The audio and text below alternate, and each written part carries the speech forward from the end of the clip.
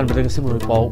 ꯇꯔꯥꯅꯤꯄꯥꯜ ꯁꯨꯕ disturbance free educational zone ꯗꯤꯃꯥꯟ ꯗꯦꯒꯤ ꯊꯧꯔꯝ ꯄꯥꯡꯊꯣꯛꯈ꯭ꯔꯦ ꯃꯤꯌꯥꯝꯒꯤ ꯈꯣꯡꯖꯪ ꯑꯃꯁꯨ ꯆꯠꯈ꯭ꯔꯦ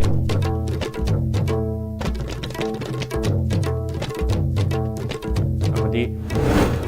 ꯑꯐꯕ ꯏꯟꯚꯥꯏꯔꯟꯃꯦꯟ ꯑꯣꯏꯍꯜꯂꯕ ꯃꯇꯝꯗ ꯁ꯭ꯇꯦꯠꯀꯤ ꯁꯦꯟꯃꯤꯠꯂꯣꯟꯗꯁꯨ ꯀꯥꯟꯅꯕ ꯄꯤꯕ ꯉꯝꯒꯅꯤ ꯍꯥꯏꯅ ꯑꯦꯗꯤꯁꯅꯦꯜ ꯆꯤꯐ ꯁꯦꯀ꯭ꯔꯦꯇꯔꯤ ꯑꯅꯨꯔꯥꯒ ꯕꯥꯁꯄꯥꯏꯅ ꯍꯥꯏꯈ꯭ꯔꯦ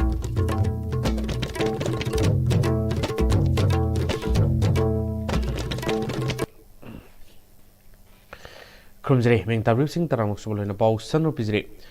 ꯍꯧꯈꯤ ꯀꯨꯝꯖꯥ ꯂꯤꯁꯤꯡ ꯅꯤꯄꯥꯜꯗꯒꯤ ꯍꯧꯗꯨꯅ ꯗꯦꯁꯥꯝꯅ ꯇꯣꯉꯥꯟ-ꯇꯣꯉꯥꯟꯕ ꯁꯤꯡ ꯑꯃꯗꯤ ꯇꯝꯒꯤ civil society ꯑꯣꯔꯒꯅꯥꯏꯖꯦꯁꯟꯁꯤꯡ student ꯑꯣꯔꯒꯅꯥꯏꯖꯦꯁꯟꯁꯤꯡ parents ꯑꯦꯟड ꯒꯥꯔꯖꯤꯌꯟꯁ body ꯑꯃꯁꯨꯡ ꯇꯣꯉꯥꯟ-ꯇꯣꯉꯥꯟꯕ ꯇꯤꯆꯔꯁ ꯑꯦꯟड ꯏꯖꯨꯀꯦꯁꯅꯤꯁꯁꯤꯡꯒꯤ ꯑꯁꯣꯁꯤꯌꯦꯁꯟꯁꯤꯡꯒ ꯈꯨꯠꯁꯝꯅꯗꯨꯅ ꯏꯖꯨꯀꯦꯁꯟ ꯁꯦꯛꯇꯔ ꯑꯁꯤ ꯐ꯭ꯔꯤ ꯖꯣꯟꯁ ꯑꯃ ꯑꯣꯏꯍꯟꯁꯤ ꯏꯖꯨꯀꯦꯁꯟ ꯁꯤꯁꯇꯦꯝ ꯑꯁꯤꯗ ꯑꯄꯟ ꯑꯌꯦꯛ ꯄꯤꯕꯤꯒꯅꯨ ꯍꯥꯏꯅ ꯆꯪꯁꯤꯜꯂꯛꯄ ꯈꯣꯡꯖꯪꯒꯤ ꯁꯔꯨꯛ ꯑꯃ ꯑꯣꯏꯅ ꯆꯍꯤ ꯈꯨꯗꯤꯡꯒꯤ July 5ꯕꯨ disturbance free educational zone ꯗꯤꯃꯥꯟ ꯗꯦ ꯍꯥꯏꯅ ꯊꯧꯔꯝ ꯄꯥꯡꯊꯣꯛꯇꯨꯅ ꯂꯥꯛꯄꯒꯨꯝ ꯉꯁꯤꯁꯨ ꯃꯍꯩꯔꯣꯏꯁꯤꯡ ꯑꯣꯖꯥꯁꯤꯡ ꯑꯃꯗꯤ ꯌꯥꯝꯂꯕ ꯃꯤꯌꯥꯝꯅ ꯁꯔꯨꯛ ꯌꯥꯗꯨꯅ ꯈꯣꯡꯆꯠ ꯑꯃꯒ ꯂꯣꯏꯅꯅ ꯊꯧꯕꯥꯜꯗ ꯄꯥꯡꯊꯣꯛꯈ꯭रे Coordinating Committee on Disturbance Free Education Zone Demand AMCTA, AMRPSWA, MGHSLWA, UARSOM, AMSGO, AMESTA, CESM, Quota, PSDC, CASA, AMTEI, AMSSTA, BDRPSA, DIE, DEA, AMS and Desamna Sinduna Taranipal Super Disturbance Free Educational Zone Demand Day Toromaduda Kaksing District Mari Tawal District School Kayagi Yamlaba Mairui Sing Kaya Ozaka Amadi Yamiamna Saruyaduna Satkiba Relidu Camp Blooming School Gi Founder Case Menjo Mangangna Tawal District Hospital Gi Get Madiginam Taki Miam Education Bu Free Zone ONC Haiba Tongan Ba Placard Sing Samadi Kolau Sing Lauduna Salamatung Tawal College Talatungbom Oiki Private School Development Council Tawal District President Jotin Salamna Mailosang Sings Amadi Educational Institution Singda Puba Tangmangam Loidaba Selamadi Posegi Demand Laloba Madi Kulai Pai Sing Tobiganu Education da Government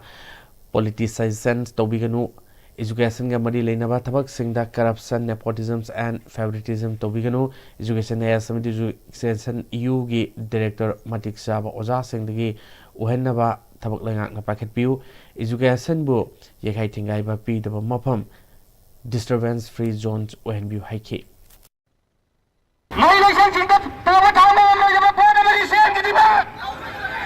education na government politicization Sahi amagi manungda numit chani yakun larik tamba phanganmagi policy ama government assembly gadabani haibasima adu education da nepotism favoritism adu gumba mayam ama chathaduna education gi policy leitaba mong singa se masi policy ama sembi rakanda hena yang na phaba leba ki global gi education gi sector da akoi se mangal dawa adu gumba Kunayama, Uyen Batarkalai, a koi uzik, Maduki the Makta, Nipon Kudimakta, awareness PV Pandam to the Akone release Sinjabani. Adugo Miam Pumna, Amadi Ekoida, Adugumba, Mikianba, Tukalanba, Satu free in a light of Fangaba, Suguma Mayam say, India citizen Amoina, fundamental rights today, Mahan Bigano Hava, Apil Sigamana, Sumasabani. Director of Handlooms and Textile na Sinduna Ban Mahotsav ki thorum pangthokre Abhava Environment ohelaba matamda state ke economy da su kanaba piba ngongani haina Additional Chief Secretary Anurag Baspain haikhe Forest Department ka khosamnaduna Nilakuthi da leiba urban hatta ek pair makinams haiba wakalol da pangthokpa sahi sigiban Mahotsav thoromudu da Nilakuthi da leiba urban hatki koibida Additional Chief Secretary Textile Commerce and Industries amasung PCCF Anurag Baspaina Lusingduna Usar Kathake. Utabagi Torumda, Director Handlooms and Textile Ilangbam Jiten, Director Textile Commerce and Industries Y. Rovita Devi, Deputy Secretary Textile Commerce and Industries Ais Orzubala Devi, Conservator of Forest Eastern Circle Devala Leprakpam, Chief Conservator of Forest T2 Gaitangluns Tangmayamadi, Department Officials Sings Mahirui Singsu Surgaki. Forest Eastern Circles develop Torongamari Lenana Additional Chief Secretary Textile Commerce and Industries Anurag Baspaina Thariba Upambi Sings Asi Kanaguma individuals Amaginate Masi Punamaki Iral Ogedarubani Textile Commerce and Industries Asi Industry ga Mari Lenaba Tabak Sing Tonabani Industry Lerabadi Akoibada Suanbayaba Patabasu Tolakani Masi Orabasu Industry Laitabayade Industry Dagi State ki Senate loans Fagat Hangadarubani Textile Commerce and Industries Departments asigi makhada leiriba department sing punna thabak tominaraga akoibada choliba sings asidagi ngak thokminasi akoibagi mafam sing asi luna nana thamba environments kanba haiba sida hawalakliba ngasigi mairoi oiriba sings asigi thodang sawi makoina ekhoigi tungi custodian oigadoribani environments asina parabadi ekhoigi natural resources su tholkani natural resources sing adudagi ekhoigi semi loans pagalapasu mating oigini haiki we have to work, we have to look everything in totality.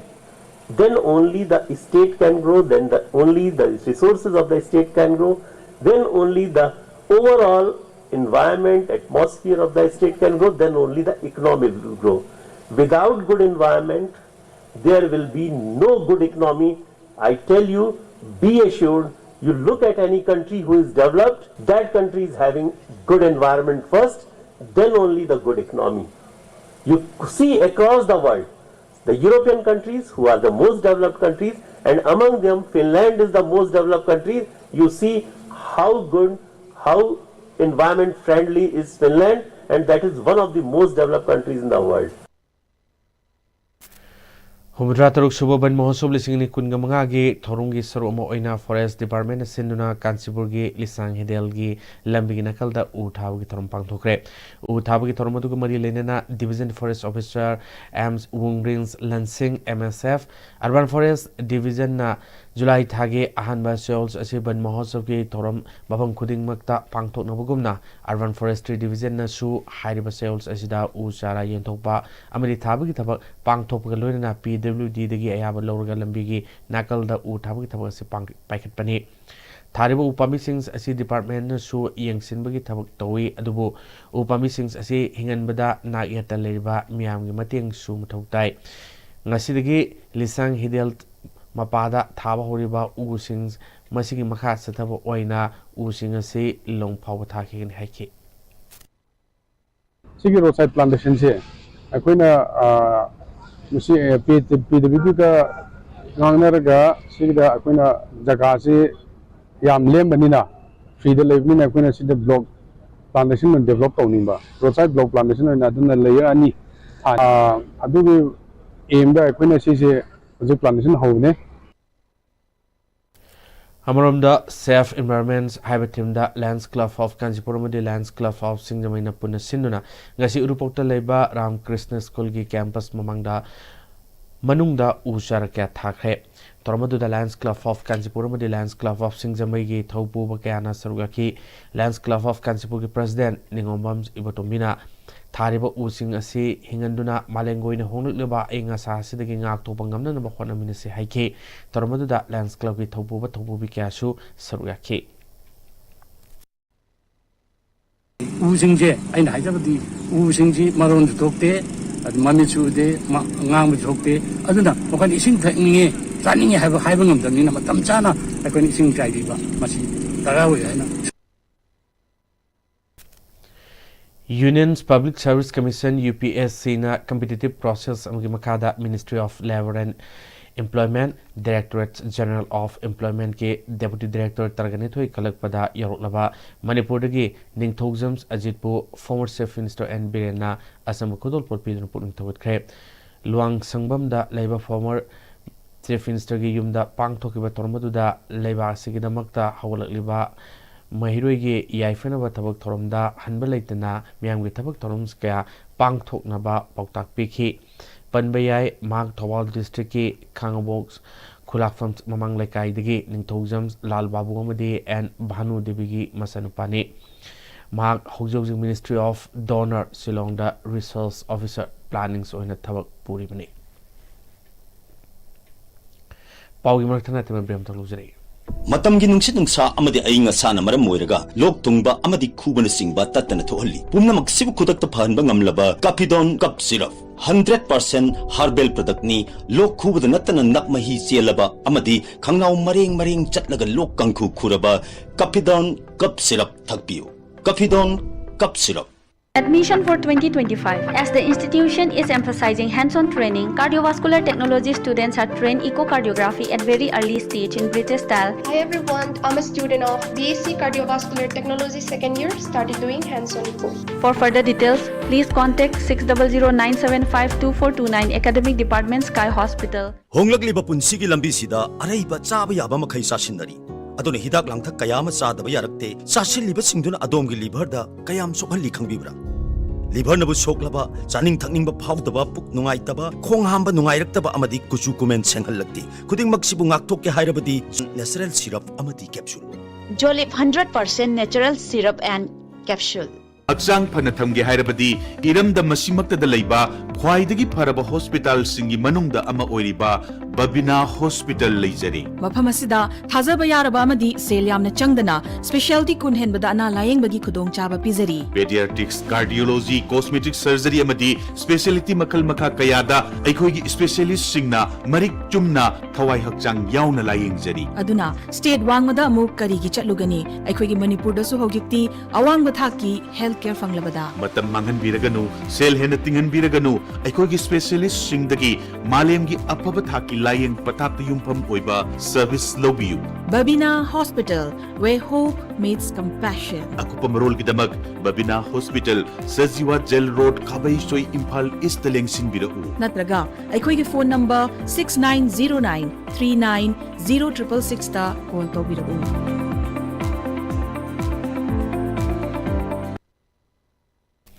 Break matung taramuksari magata pausing. Yamna tangna naba laina makhal ama oiriba hemophilia e thokanba bleeding disorder na naba Manipur goina sumyoi humudra roms leiri makoi singa si masana hidak leirega lang lambadu ngasidagi Hemophilia Society Imphal Manipur na hidak leibada subsidy piduna lang setri haina Hemophilia Update 2025 ki organizing chairperson former Haisodi Department of Transfusion Medicine RAMS Imphal Professor Retired Maina Singhana ngasi Hemophilia's Update 2025 ki matangda nomigoiba continuing medicals education gi thoromda haikre Departments of Transfusion Medicine RAMS Imphal Departments of Medicine RAMS Imphal amadi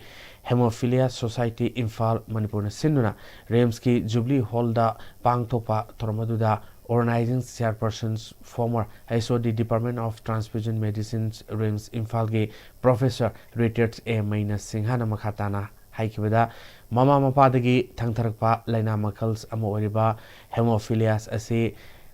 Mioibagi Haksangda clothing sector Tarahumdoi Ladiba Sida clothing sector Nipalamasung Mapalga Watpadagi Haiba Hemophilias Asi Narakpani clothing factors Nipan Watpa Sina Hemophilia A Aduga clothing factor Mapan Watpana Hemophilias B Haina Nabani Haina Kangai Manipur Yoina Hemophilia na Nabami Hum Lakidaba Matunda Huziko Oina Mui Humudra Roms Lady Makoi Singasi Manunda Ayambadi Hemophilia A na Naba Oi Haike.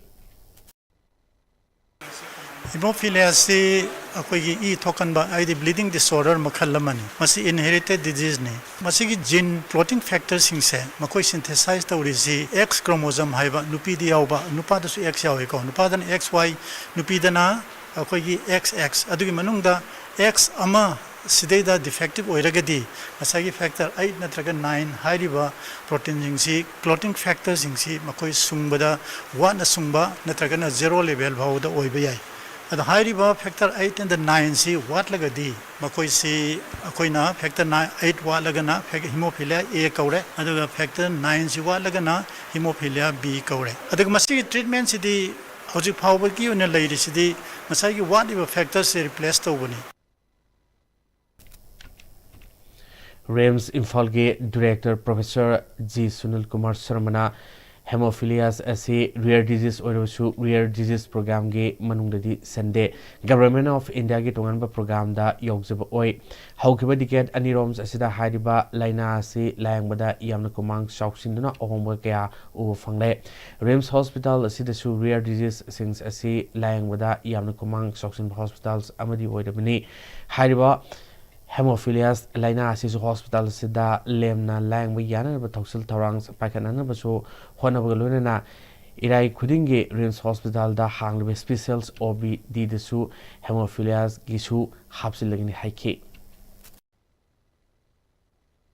As we look to the future, and also remember our responsibility to raise awareness about hemophilia in the community, to advocate for better patient support systems, and also to work together, doctors, researchers, policy makers, and patient groups to ensure that no one living with hemophilia is left behind. Mipung khudimagna mayulangpok thorpa matamda karamna thengnagani haibagi basic knowledge leirabadi kudong thigidaba kayadagi kharadang werabasu kanmangamgani fair service ta leiriba mioi khaktana kudong thiba kaya mayokna ngamloi haina Manipur Fair Service ki director L Navacendrana phongdokre wafam basing asi Manipur Fair Service amadi City Police Station Imphal sinna Fair Service Headquarter gi hall da pangthokiba City Police ki personnel singi nomi goipa basic fair fighting trainings program aduga mari leinana phongdokibani basic fair fighting trainings programs aduda Manipur Fair Service ki director and L Nabasandra City Police Station ki OC Namarapam Gokuls amadi Fair Service ki station officer K.H. Surchandrana athoiba mitungnan sings oinu surgaki Director L Navacendrana makataraduna lamnamasida karigumba mayulangpoks amadi kudongtiba thokpa ma thorpa matamda madu thengnanaba hotnabada aikoi punamaki thaudang yamna chawwa lei thokluba kudongthibasing gi thodo adubu thengnabagi mahutta amana amada thangjinaduna leithopagi matamadu natte emergency gi thodo haiba se mioibai khoina thadoknaba yadraba posak amani masi matam amadada hekta thokpa yaba thodo amani loinana khangowdana mafam amada hekta meholampau thorpa matamda fair service ki mioi khaktana miyamgi seba mapung phana tobangamde maramaduna karigumba wathok lantoks ama thorpa amadi meholampok ama lakpa matamda lamnamasida leiriba fair service ki mioi singa loinana police personnel singa loinana amana amagi mateng pangnaduna punna thabak tominarbadi miyamgi mateng pangbada hena kudung chabada natna miyamnasu hena thajaba thamlakani haiba wafam sing phongdokhe Ekoi fire service ki personnel khatna pedongasu miyam ki sewa hukum khana tawbunga manati the police ki su ekoi mateng pangni fire service ki su pedonga any thong thuruk mutamda police su mateng pangbo adamai tawgadi ekoi khara hena miyam ki mateng pangbada miyam na ekoi thajaba hengra ai khalagana musiam kana ni na yam thuna sinje ne ko chelakoni adana miyam su one day kaktagi oiraga su ekoi de yam basic oi ba amna importance oi ba pot khra de ai choi na phangni ne asatawi ekoi khana rakka na madu syllabus so ekoi semjara bani Mediski makada homestyle frozen food singi miyamda piba leisis ke outlets ama ngasi morangkomda hangdokre lamna masigi season gi oina puthokliba yinsang mana masing singasi season loraba matungda su miyamna apama matamda saba fangana naba mediski leisis stores morangkom bazar da Manipur government ki horticulture and soil conservation department ki director ke Devadatta Sharma hangdokre leisis stores hangdokpa duga mari leinana mediski proprietor Thonalzam Sudhirna leisija stores hangdokpagi panamasi muruina ngasi lomi singda makoina puthokpa yensang manama sings frozen foods oina puthokpa yai haiba khanglaga liraga thambagi thabak oina pangthokpani thabak asi fasai CFTRI digi ayawa fanglaga puthokpani haikhe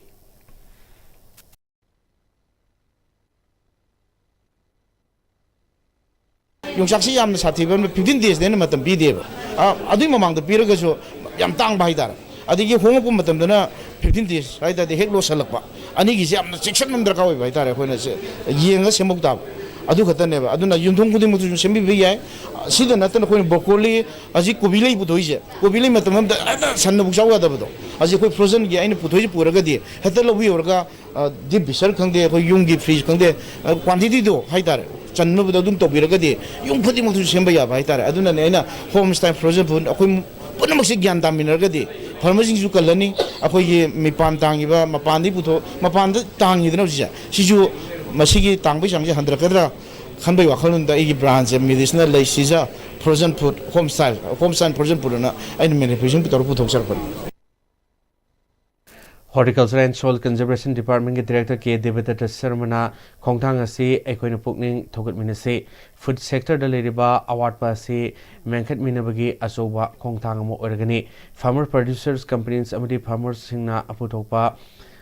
Chathoki ahen badubo sei super fangadoribani Manipuri oina hairada post harvest matam da sada nephu aduga vegetable dana sada kundaki kuntra fawba mafam matam sadaba market leitabadagi mangle masi mangandana ba value addition torga puthopani haike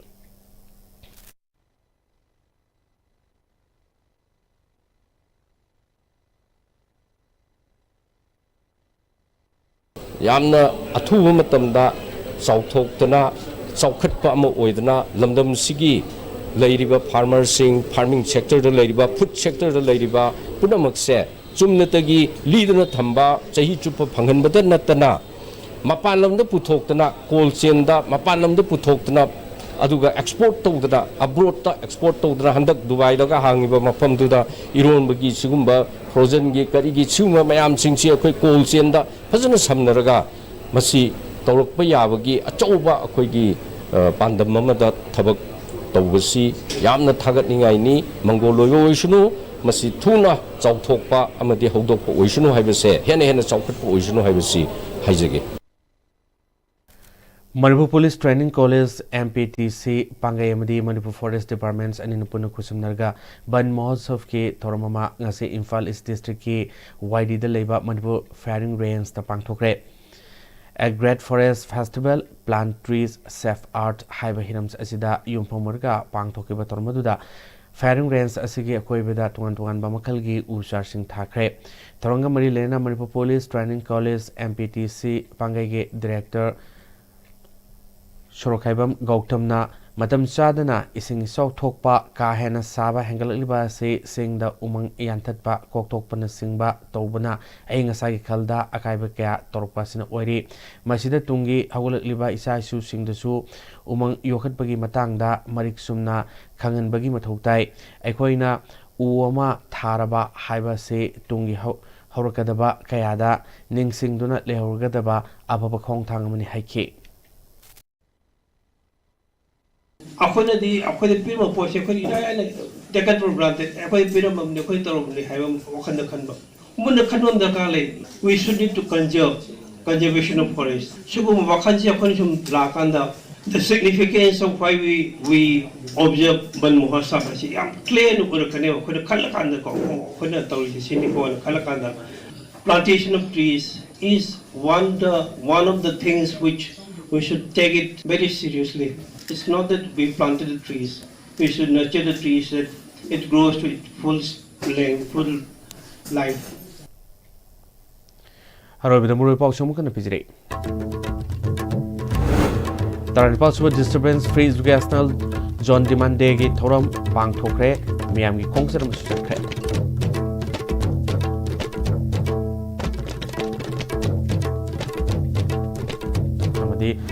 Afaba environment ohelaba matamda state ki semilon dasu kanu piba ngamuni haina additional chief secretary Anurag Baspain haikre